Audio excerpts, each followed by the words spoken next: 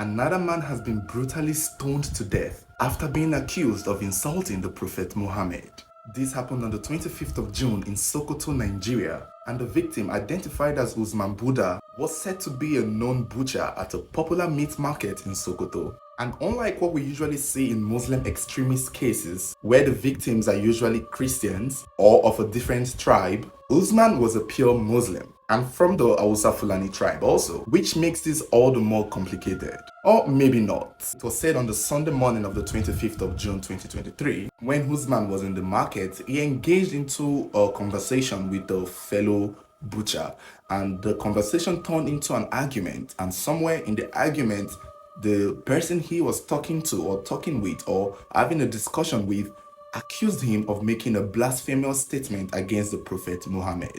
And this is where the things began escalating little by little. And just like we see in a lot of extremist cases, it wasn't stated what Usman said exactly that may have pissed off his fellow butcher. But it was said that Usman was given a chance to take it back or change his mind. But Usman did not take back his words. It was said he stood by his words in whatever he said, and even repeated it 3 different times, which led the market people, his fellow butcher, to physically attack him, hitting him, throwing stones at him, beating him up. And just like that, words got out that someone has made a blasphemous statement against the Prophet Muhammad, and of course this triggered the crowd.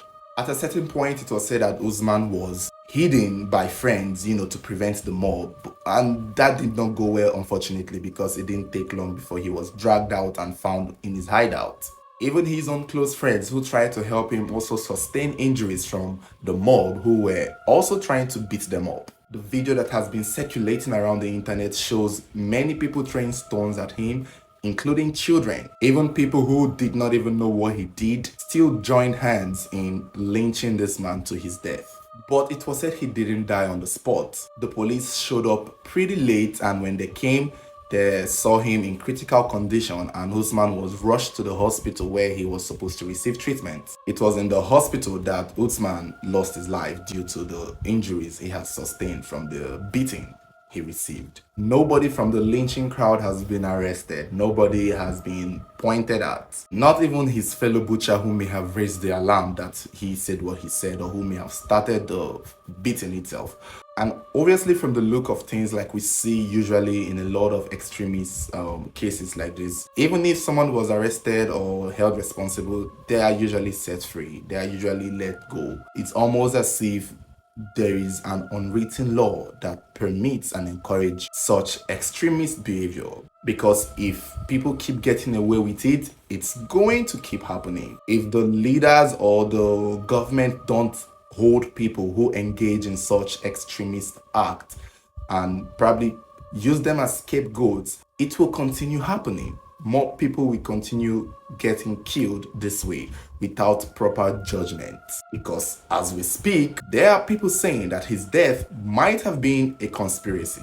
People who knew Usman personally said that they did not know him to be blasphemous, that he was a devoted Muslim. Those who knew him in the market and probably wasn't very close to this incident said that, yeah, they knew he would engage in religious arguments from time to time, but it was always in the favor of the Prophet Muhammad. It was always for his belief. It was that he stood by the Quran, and that they did not understand the accusation that he said something blasphemous. One particular woman who knew Usman personally said that she believed that Usman was targeted because he was the most successful butcher in the Sokoto market there, in the Sokoto meat market per se. That he was the one that many people know. He was the one that the business go to. And she believed that maybe the person he was arguing with used that advantage to get him out of the way, given the situation of the economy, obviously. And as weird as this may sound, we've seen this before in a similar case that happened around 2015, the case of Bridget Agbaime, which we've covered in our YouTube channel. So if you haven't seen it, check out our YouTube. And this happened in Kano State. And from what we remember, the woman here was an Igbo trader in a market in Kano State, and she was accused of blasphemy. And when she was accused of blasphemy, the case just escalated and she was eventually killed.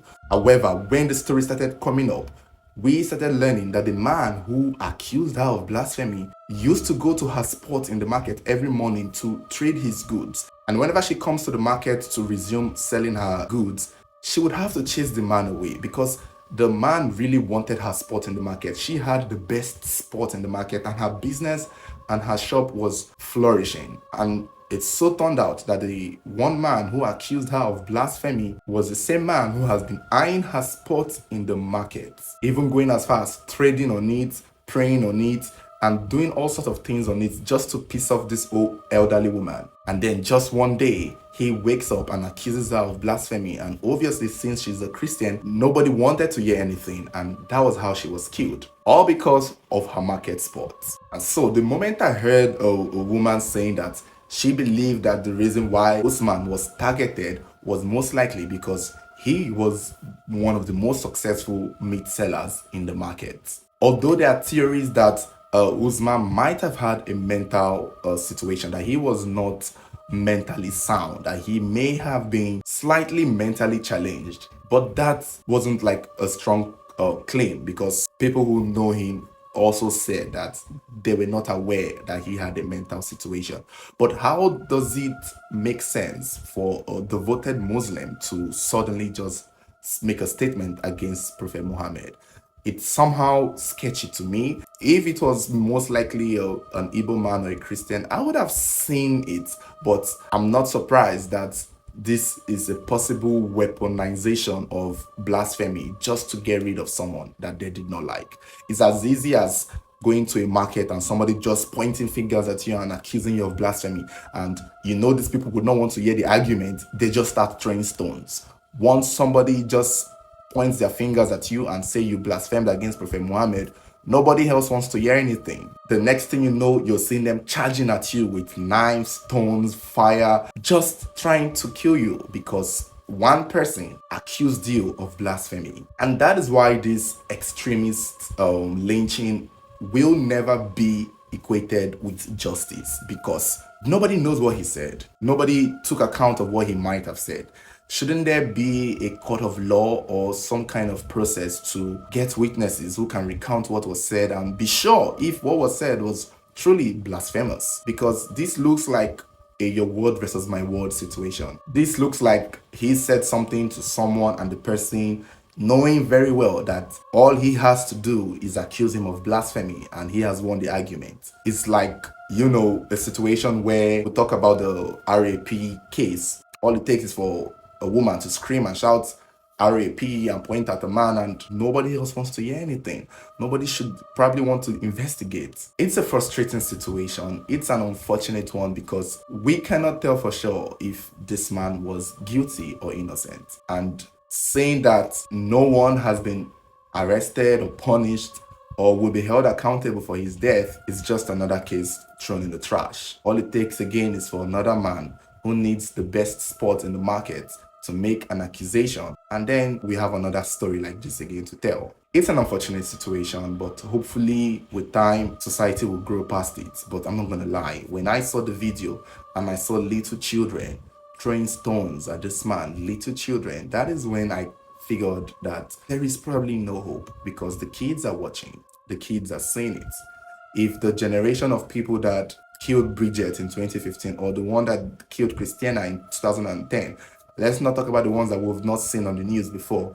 If those men who did those things are now old, their children who saw them do those things would continue. And seeing children partake in the extremist attack of this man pretty much made me feel like it's going to keep going on. But you guys let me know what you think, let me know your thoughts.